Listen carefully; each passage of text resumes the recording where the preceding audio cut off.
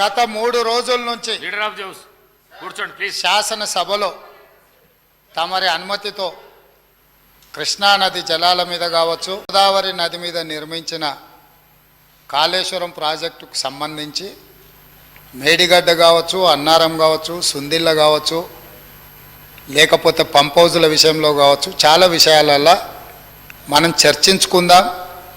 చూసి వచ్చి ఈ సభలో వాస్తవాల ప్రాతిపదికన చర్చ జరపాలి అని తమరి అనుమతితోటి మనం నిర్ణయం తీసుకున్నాం.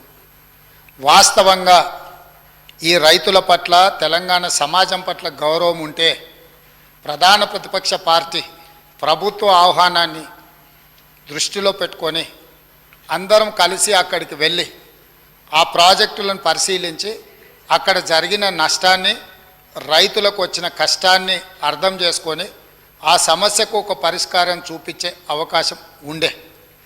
రాకపోను కొత్తగా వచ్చిన ప్రభుత్వమే ఏదో తప్పు చేసినట్టు, ఈ తప్పుకు కొత్తగా వచ్చిన వాళ్ళే బాధ్యత అయినట్టు, అదేవిధంగా పదే పదే భాష గురించి, మాటల గురించి మీరు ఇట్లా అంటున్నారు, మీరు అట్లా అంటున్నారు, మమ్మల్ని గౌరవిస్తలేరు అని ఏదైతే చర్చ జరుగుతుందో, మాజీ ముఖ్యమంత్రి గారు నిన్న నల్గొండ జిల్లాలో వాడిన భాష మీద చర్చ చేద్దామా అధ్యక్ష? ఏం బీకనిక పోయినరని అడుగుతాడా అధ్యక్ష? మాజీ ముఖ్యమంత్రిగా 10 ఏళ్ళు పనిచేసి, కేంద్ర మంత్రిగా పనిచేసి, రాష్ట్ర మంత్రిగా పనిచేసి, శాసనసభ్యుడిగా పనిచేసి, పార్లమెంటుగా పనిచేసి, గొప్పలు చెప్పుకొని జబ్బలు జరుచుకునే ఉద్యమకారుని అనేట ఆయన ప్రధాన ప్రతిపక్ష పార్టీ హోదాలో ఉండి ఒక రాష్ట్ర ముఖ్యమంత్రిని పట్టుకొని ఏం బీకనిక పోయినావు అని అడిగితే, రా ఇప్పటికే ప్రజల్ని ప్యాంటు ఊడబిక్కురు, ఉన్న అంగి చొక్కా కూడా ఊడబిక్తాం. ఇప్పటికే తెలంగాణ ప్రజలు మొన్న జరిగిన ఎన్నికలలో మీ పాయింట్ ఊడబిక్కిరు. ఇవాళ ఆ పాయింట్ ఊడబీకితే చెప్పుకునే దిక్కులేక బొక్కబోర్ల పడితే బొక్కలు ఇరిగినాయి మీకు. అయినా మీ బుద్ధి మారలేదు. ఒక ముఖ్యమంత్రిని పట్టుకొని ఏం బీకనిక పోయినావని అడుగుతారా అధ్యక్ష? ఇది పద్ధత? ఈ రాష్ట్రం 4 కోట్ల ప్రజలు ఓట్లేసి గెలిపించిన ముఖ్యమంత్రిని పట్టుకొని ఏం బీకనిక పోయినావని అంటారా అధ్యక్ష? ఇదేనా తెలంగాణ సాంప్రదాయము? ఈరోజు నేను మళ్ళీ అడుగుతున్నా అధ్యక్ష, ఈరోజు మేడిగడ్డ మేడి పండులాక కుంగిపోతే మేడిగడ్డల నీళ్లు నింపడానికి అవకాశం ఉందా అధ్యక్ష? ఇవాళ మీరే సాగునీటి పారుదల శాఖ మంత్రులుగా పనిచేసారు కదా. చంద్రశేఖరరావు గారు, హరీష్ రావు గారు ఇద్దరు సాగునీటి పారుదల శాఖ మంత్రిగా పనిచేసారు కదా అధ్యక్ష. ఈరోజు వాళ్ళకే పెత్తనం ఇస్తాం, వాళ్ళనే చేయమని ఉండ్రి.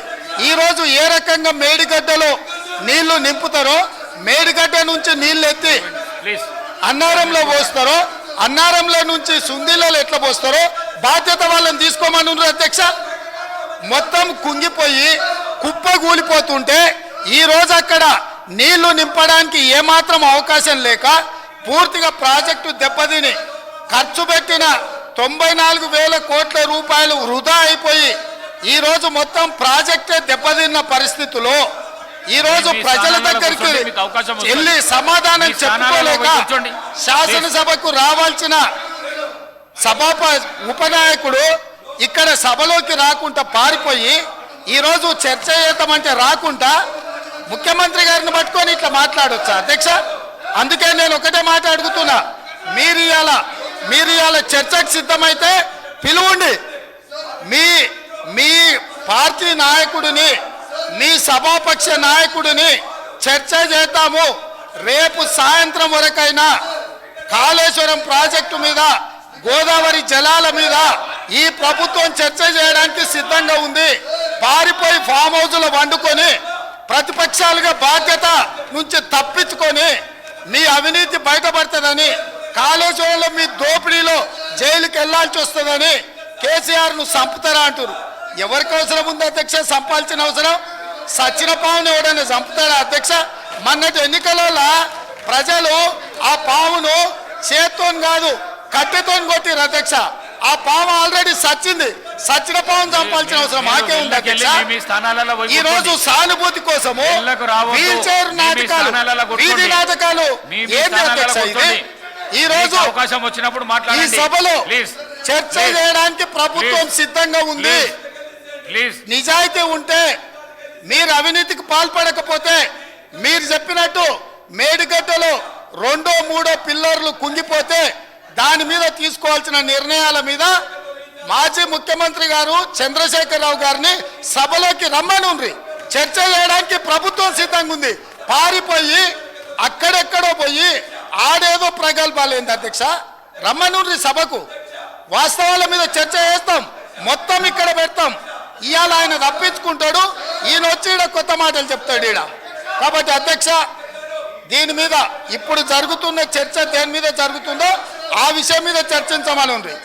ఎట్లాగూ సాగునీటి ప్రాజెక్టుల మీద శ్వేతపత్రం పెట్టడానికి మా ప్రభుత్వం సిద్ధంగా ఉంది.